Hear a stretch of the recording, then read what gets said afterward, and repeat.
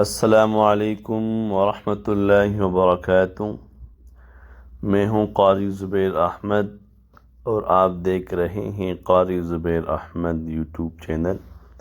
आज का हम लोगों का लेसन है सबक के मौजू में, और इसमें पारा नंबर 1, पेज नंबर 20, सबक नंबर 19। आज का हम लोगों का लेसन है सबक नंबर 19। अऊज़ु बिल्लाहि मिनश शैतानिर रजीम। बिस्मिल्लाहिर रहमानिर रहीम। वलन तर्दा अन्कल यहूद वलन नसारा हत्ता तत्तबिअ मिल्लतहुम। क़ुल इन्न हुदल्लाहि हुवल हुदा वलइन इत्तबअत अहवाअहुम बअदल्लज़ी जाअक मिनल इल्म मा लक मिनल्लाहि मिन वलिय्यिन वला नसीर। الذين آتيناهم الكتاب يتلونه حق تلاوته أولئك يؤمنون به ومن يكفر به فأولئك هم الخاسرون. يا بني إسرائيل اذكروا نعمتي التي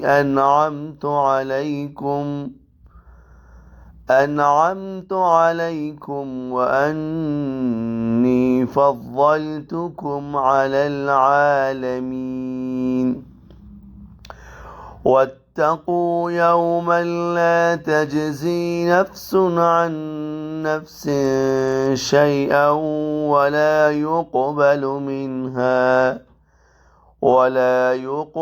منها عدل ولا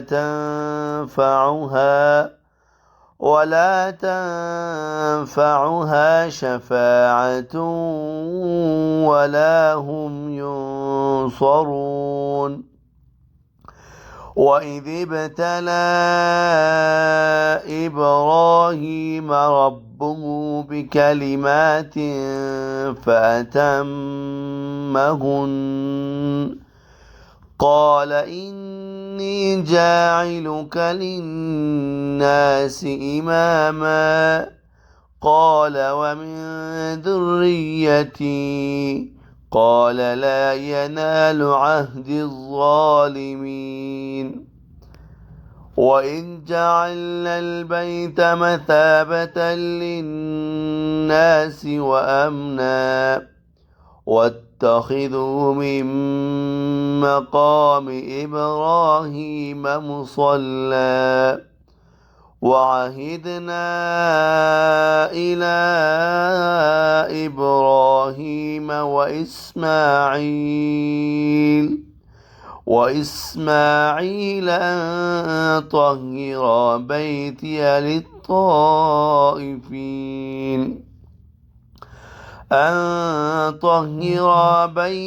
للطائفين والعاكفين والركع السجود.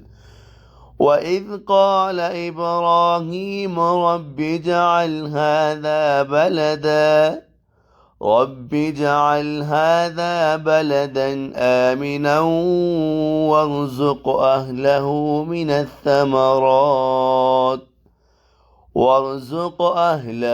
من الثمرات من آمن منهم بالله واليوم الآخر.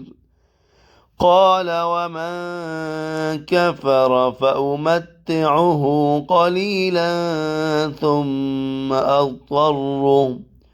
ثم أضطره إلى عذاب النار وبئس المصير صدق अल्लाह अज़ीम। इस सबक को 2 से 3 मरतबा सुने और 15 लेने वाले कुरान मजीद में अपने आप के साथ इस सबक को दोहराते रहें।